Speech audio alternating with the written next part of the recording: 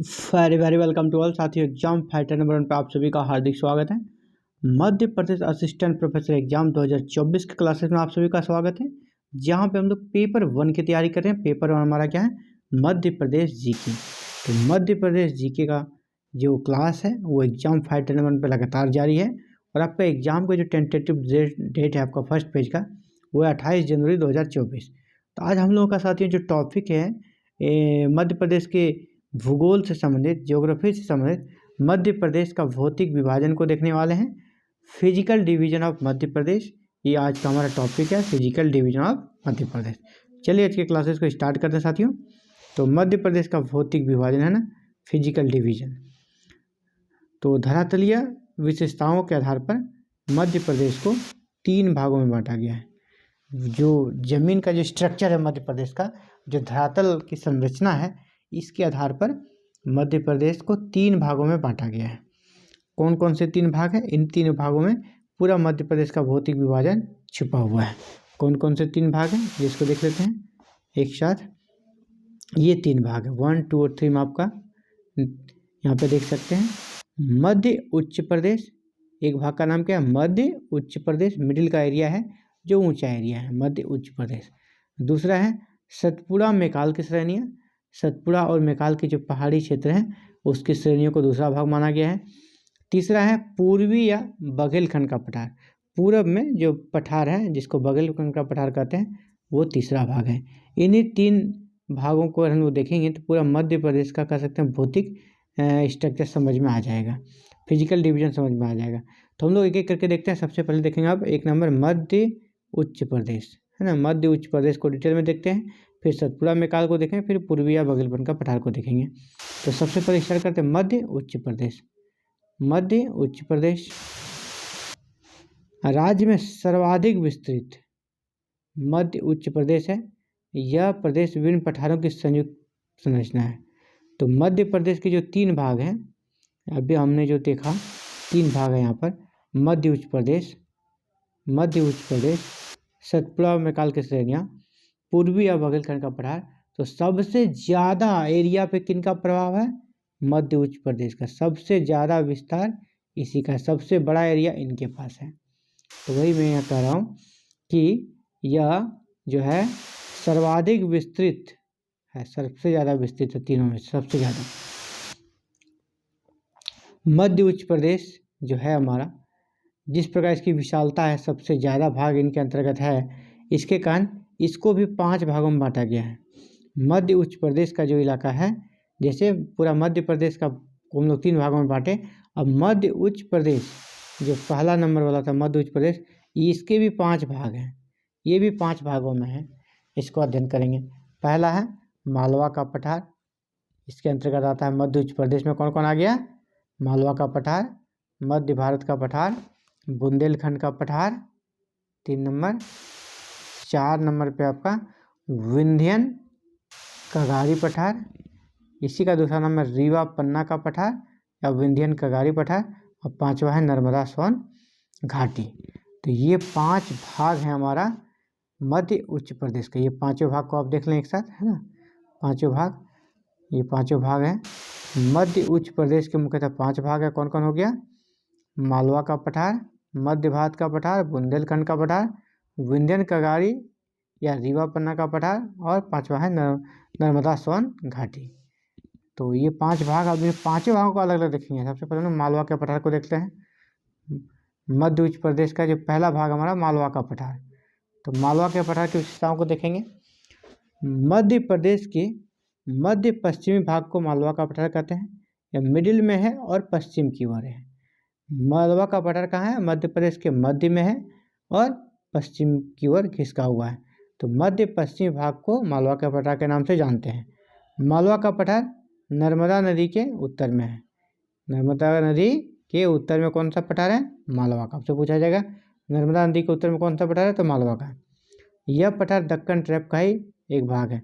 Deccan trap आप अवगत हैं, ये लावा से बना हुआ ट्रैप है जो मध्य भारत से कह सकते हैं, जो प्रायद्वीप भारत की ओर बढ़ेंगे तो पूरा इलाका दक्कन ट्रैप में आता है। तो दक्कन ट्रैप का ही एक पार्ट है हमारा मालवा का पठार भी। यह लावा से निर्मित है। क्या चीज़ से निर्मित है? लावा, मैग्मा से। मालवा पठार जो है वह नर्मदा और चंबल नदी के बीच में पड़ता है। सबसे अच्छी बात, ये क्वेश्चन बराबर आया है कि मालवा का पठार किन दो नदियों के मध्य पड़ता है।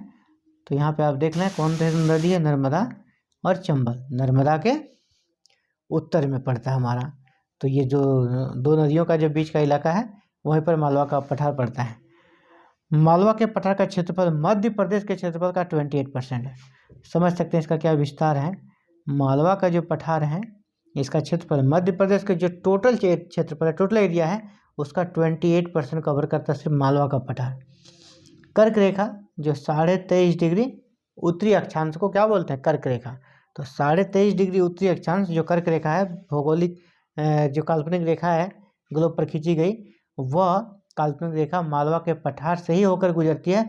और यह मालवा के पठार को दो भागों में बांट देती है। मतलब है कि इसके मध्य से गुजरती है। मालवा के पठार के मध्य से कौन सी रेखा गुजरती है? कर्क रेखा। मालवा के पठार में काली मिट्टी पाई जाती है। और आपको पता है काली मिट्टी किसकी खेती के लिए सबसे उपयुक्त है? वो कपास की खेती के लिए सबसे ज़्यादा उपयुक्त है। मालवा के पठार की सबसे ऊंची चोटी की बात करें तो वह सिंगार 881 मीटर। याद रखिएगा, मालवा के पठार की सबसे ऊंची चोटी कौन है? सिंगार 881 मीटर। आगे बढ़ते हैं। अगला है मध्य भारत का पठार। कौन सा पठार है? मध्य भारत का। मध्य भारत का पठार मालवा का पठार के पूर्वोत्तर में स्थित है। पूरब और उत्तर में मध्य भारत का पठार कहाँ है? मालवा के पठार के पूर्वोत्तर में स्थित है। मध्य भारत का जो पठार है इसका क्षेत्रफल देखा जाए तो 32,896 वर्ग किलोमीटर क्षेत्रफल है मध्य भारत का पठार का। और यह मध्य प्रदेश के टोटल क्षेत्रफल का 10.68% अपना स्थान रखता है। जैसे पहले मालवा का पठार का कितना था? 28%। और ये मध्य भारत का पठार है, इसका स्थान कितना है? 10.68%। इसका टोटल क्षेत्रफल हो गया 32,896 वर्ग किलोमीटर। यहाँ पर कौन कौन सी नदी बहती है? चंबल, पार्वती और काली सिंध। चंबल, पार्वती और काली सिंध नदी कहाँ बहती है? मध्य भारत के पठार में बहती है। यहाँ पर जो मिट्टी है वो जलोढ़ मिट्टी पाई जाती है। जलोढ़ मिट्टी और काली मिट्टी भी मिलती है। और जलोढ़ मिट्टी काफ़ी उपयोगी होती है, आपको पता ही है, खेती के लिए सबसे उपयुक्त मिट्टी है। इस पठारी क्षेत्र में सहरिया जनजाति रहती है। आपसे पूछा जाएगा सहरिया जनजाति कहाँ रहती है? तो सहरिया जनजाति मध्य भारत के पठार में रहती है, सहरिया जनजाति। अगला है बुंदेलखंड का पठार। बुंदेलखंड का पठार, अगर बुंदेलखंड के पठार के एरिया को देखें तो यह मध्य प्रदेश के कुल एरिया का 7.7% अपने अंतर्गत रखता है, कवर करता है। मध्य प्रदेश के कुल क्षेत्रफल का 7.70% भाग जो है हमारा वो बुंदेलखंड के पठार के अंतर्गत आता है। बुंदेलखंड का जो पठार है वह ग्रेनाइट व नीस चट्टानों से बना है। ये किस प्रकार के चट्टानों से बना है? ग्रेनाइट और नीस। इस क्षेत्र की चट्टानों में, मतलब बुंदेलखंड के पठार के चट्टान जो होते हैं वह फॉस्फेट की प्रचुरता पाई जाती है। और यहाँ पर जो मिट्टी है बुंदेलखंड का पठार का, यह लाल और काली है ना, लाल और काली मिट्टी का सम्मिश्रण, मतलब मिश्रित रूप, लाल और काला का मिश्रित रूप यहाँ मिट्टी का रंग है। और सबसे ऊंची चोटी जो है बुंदेलखंड के पठार की वह सिद्ध बाबा 1172 मीटर। बुंदेलखंड के पठार की सबसे ऊंची चोटी क्या है? सिद्ध बाबा 1172 मीटर। से पूछा जाएगा सिद्ध बाबा निम्नलिखित में से किस पठार की सर्वोच्च चोटी है? तो वह है हमारा बुंदेलखंड का पठार। अगला है दोस्तों विंध्यन कगारी प्रदेश या रीवा पन्ना का पठार। कौन सा है? विंध्यन कगारी प्रदेश या रीवा पन्ना का पठार। विंध्यन कगारी प्रदेश मालवा पठार के उत्तर में है। विंध्यन कगारी प्रदेश किधर है? मालवा पठार के उत्तर पूर्व में फैला है तथा कर्क रेखा के उत्तर में स्थित, यानी कर्क रेखा इसके होकर नहीं गुजरती है, ये कर्क रेखा से ऊपर है, उत्तर की ओर है। विंध्यन कगारी प्रदेश या रीवा का जो रीवा पन्ना का पठार है वह कर्क रेखा के उत्तर में गुजरती है, कर्क रेखा इससे होकर नहीं गुजरती। इसका आकार जो है त्रिकोण है। यहाँ पे जो एरिया पड़ता है वह सतना, पन्ना, रीवा, दमोह। सतना, पन्ना, रीवा, दमोह इसके अंतर्गत आते हैं। यह क्षेत्र मुख्य रूप से जो है विंध्य कगारी प्रदेश या रीवा पन्ना का पठार, तो ये मुख्य रूप से क्या चीज़ के लिए प्रसिद्ध है? चूना पत्थर और हीरा के लिए प्रसिद्ध है। हीरा के लिए पन्ना काफ़ी फेमस है। तो यहाँ आप देख सकते हैं ये जो एरिया है विंध्य कगारी प्रदेश या रीवा पन्ना का पठार, यह हीरा के लिए प्रसिद्ध है। अगला है नर्मदा सोन घाटी। नर्मदा सोन घाटी, यह जो घाटी है मध्य प्रदेश का जितना भौतिक भाग हम लोग देख रहे हैं, इसका सबसे निचला, सबसे कह सकते हैं कि जैसे उच्च क्षेत्र हम लोग देख रहे हैं, सबसे निम्न क्षेत्र है। यह मध्य प्रदेश का सबसे निम्न भौगोलिक क्षेत्र है, यानी इसका सबसे नीचे समुद्र तल से इसकी ऊंचाई सबसे कम है। निम्न भौगोलिक क्षेत्र, सबसे निम्न भौगोलिक क्षेत्र कौन सा हो गया? नर्मदा सोन घाटी का, क्योंकि यह एक भ्रंश घाटी है ना, दोनों ओर से घाटियाँ, बीच में बहुत गहरी खाई है, तो ये भ्रंश घाटी है नर्मदा सोन घाटी। यहाँ से भी दक्कन ट्रैप की चट्टानें मिलती है, क्योंकि पूरा ये जो एरिया है दक्कन ट्रैप के अंतर्गत ही आता है, तो निश्चित रूप से यहाँ भी आपको दक्कन ट्रैप की चट्टानें मिलेगी। तो यहाँ भी दक्कन ट्रैप की चट्टानें मिलती हैं। नर्मदा नदी इस क्षेत्र से गुजरता है और एक गॉर्ज बनाती है, नदियाँ गॉर्ज बनाती है। आप भौगोलिक स्ट्रक्चर में देखे होंगे, पढ़े होंगे, तो नदियाँ गॉर्ज बनाती है। एक मुकरता गॉर्ज बनाती है नर्मदा नदी, इसी नर्मदा सोन घाटी में। आपसे पूछा जाएगा कौन सी नदी मुकरता नामक गॉर्ज बनाती है? तो नर्मदा नदी। और कहाँ बनाती है? नर्मदा सोन घाटी में बनाती है। इस क्षेत्र में चूने का पत्थर, संगमरमर, कोयला, टंगस्टन आदि पाए जाते हैं। क्या क्या मिलता है? चूना पत्थर, संगमरमर, कोयला, टंगस्टन पाए जाते हैं नर्मदा सोन घाटी में। यह मध्य प्रदेश का सर्वाधिक जायद फसल वाला क्षेत्र है, यानी जायद मतलब क्या होगा? नगदी फसल, जिससे कि नगद कैश प्रॉफिट हो, कैश इनकम हो, नगद इनकम हो। तो ये मध्य प्रदेश का सर्वाधिक जायद फसल वाला इलाका कौन है? नर्मदा सोन घाटी। और प्रागैतिहासिक काल का बहुत ही महत्वपूर्ण नवदा टोली, नवदा टोली भी नर्मदा सोन घाटी के अंतर्गत ही आता है। प्रसिद्ध प्रागैतिहासिक स्थल नवदा टोली इसी क्षेत्र में आता है। कौन सा क्षेत्र? नर्मदा सोन घाटी में। अब हम लोगों ने देख लिया मध्य उच्च क्षेत्र जो है उसका 5 भाग। जैसा हमने कहा मध्य प्रदेश को पूरा 3 भागों में बांटा जा सकता है भौतिक रूप से। तो अब दूसरा भाग को देखेंगे। मध्य प्रदेश का जो दूसरा भाग है वो क्या है? सतपुड़ा मैकाल श्रेणी। दूसरे भाग को देखेंगे सतपुड़ा मैकाल श्रेणी। सतपुड़ा मैकाल श्रेणी मध्य प्रदेश के सबसे ऊंचे क्षेत्र है। मध्य प्रदेश का जो सबसे ऊंचा क्षेत्र है वो यही है, सतपुड़ा मैकाल श्रेणी। यह क्षेत्र नर्मदा और ताप्ती नदियों के मध्य स्थित है। यानी सतपुड़ा मैकाल की श्रेणियाँ जो है वो कहाँ स्थित है? ये नर्मदा एवं ताप्ती नदियों के मध्य स्थित है। 2 नदियाँ हैं, नर्मदा और एक है ताप्ती, उसके मध्य में सतपुड़ा मैकाल की श्रेणी स्थित है। सतपुड़ा मैकाल श्रेणी को मुख्यतः 3 भागों में बांटा जाता है। इसको भी 3 भागों में बांटा गया है। प्रथम भाग पश्चिमी भाग है। प्रथम भाग जो सतपुड़ा मैकाल श्रेणी का बात चल रहा है, मान लीजिए ये श्रेणी है, तो इसका जो सबसे पश्चिमी भाग है ये वाला हम लोग देख रहे हैं, ये है मान लीजिए मिडिल वाला, और ये है पूर्वी वाला भाग। अब अलग अलग हम लोग भाग को देख रहे हैं। तो प्रथम भाग यानी सतपुड़ा मैकाल श्रेणी का जो प्रथम यानी पश्चिमी भाग ये वाला भाग है, जिसे सतपुड़ा अथवा राजपीपला की पहाड़ियाँ कहा जाता है। यहाँ पर सतपुड़ा या राजपीपला की पहाड़ियाँ मिलती हैं सबसे पश्चिम में। दूसरा भाग मध्य श्रेणी है, मतलब ये वाला इलाका क्या है? मध्य श्रेणी है। इस श्रेणी के मुख्य जो हमारा भाग है वो क्या है?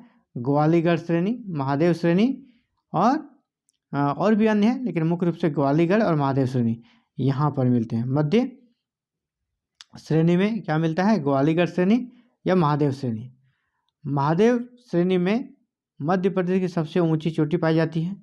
यहाँ पे जो मिडिल में महादेव श्रेणी है, यहीं पर मध्य प्रदेश की सबसे ऊंची पर्वतीय चोटी मिलती है, जिसका नाम है धूपगढ़।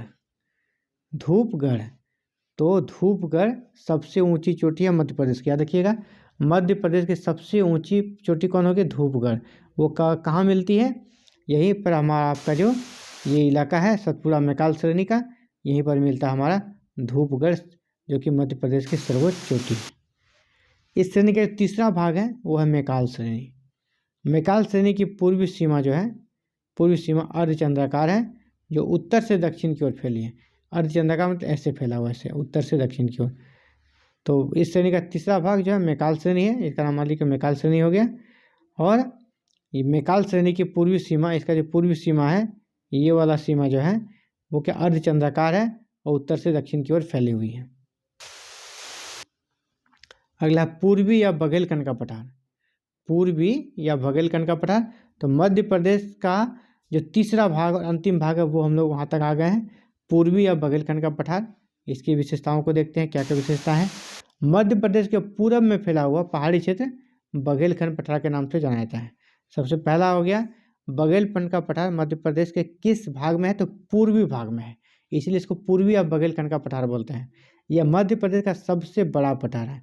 मध्य प्रदेश का सबसे बड़ा पठार कौन हो गया, बघेलखंड का पठार सबसे बड़ा। कितना एरिया इसका, देखिए 25,000 वर्ग किलोमीटर में है। 25,000 वर्ग किलोमीटर फैला हुआ हमारा बघेलखंड का पठार। बघेलखंड का पठार जो है, इसके जो जमीन है वो प्राचीन गोंडवाना सेल समूह से निर्मित है। प्राचीन गोंडवाना सेल समूह से निर्मित है। अगला सोन, नर्मदा एवं जोहिला नदियाँ यहाँ प्रवाहित होती है। इस पठार से भी होकर कर्क रेखा गुजरती है, यानी बुंदेलखंड के पठार से भी कर्क रेखा गुजरती है। तो ये था साथियों आज का क्लास, जहाँ पे हम लोगों ने मध्य प्रदेश के भौतिक विभाजन को देखा, उसके एक एक यूनिट को देखा, एक एक पार्ट को देखा, किस प्रकार उनका विभाजन हुआ, कैसे श्रेणियों में उन्हें बांटा गया है। और उसके बाद ये मध्य प्रदेश के ज्योग्राफी को हम लोग अंतिम स्टेज पे कर सकते हैं पर आ चुके हैं। इससे रिलेटेड और 1 या 2 क्लास होगा मध्य प्रदेश के भूगोल का, ज्योग्राफी का, बाद में इसके बाद फिर टेस्ट स्टार्ट हो जाएगा इसके लिए। तो कितना आपने याद किया है इसको जज करने का मौका आ गया है।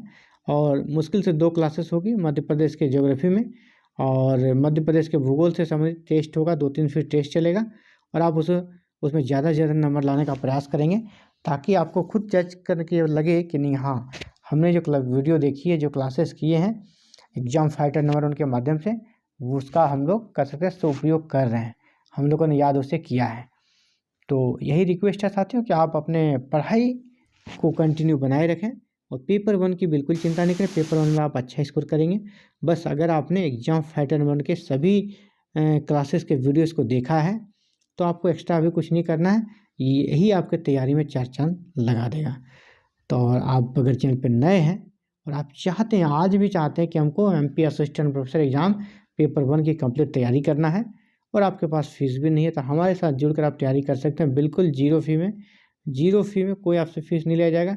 बस इसके लिए आपको करना, चैनल को सब्सक्राइब, बेल आइकन को प्रेस और ऑल बटन को क्लिक कर लेना है, ताकि आने वाले क्लासेस की वीडियो अपलोड करते हैं आपको नोटिफिकेशन मिल सके, आप उसे देख सकें। अगर आज ही से स्टार्ट किया देखना तो कोई बात नहीं, आप प्ले लिस्ट में जाए, MP assistant professor paper 1 type करें, वो आपको प्ले लिस्ट दिख जाएगा, वहाँ सारे क्लासेस को आप देख लें और अपनी तैयारी को कंप्लीट करना। आपसे कोई पेमेंट नहीं लिया जाएगा। लेकिन आपको हमारा एक रिक्वेस्ट है, अगर चैनल पे नए हैं और देख के आपको थोड़ा सा भी बेनिफिट हो रहा है, चैनल को जरूर से सब्सक्राइब कर लें, और वीडियो पसंद है तो लाइक कर दें, और वीडियो को लाइक करने के साथ, सब्सक्राइब करने के साथ इसे शेयर भी करें अपने दोस्तों के बीच, ताकि ज़्यादा से ज़्यादा बच्चे इसे देख सकें और अच्छा से अच्छा एग्ज़ाम दे सकें। Thank you very very much.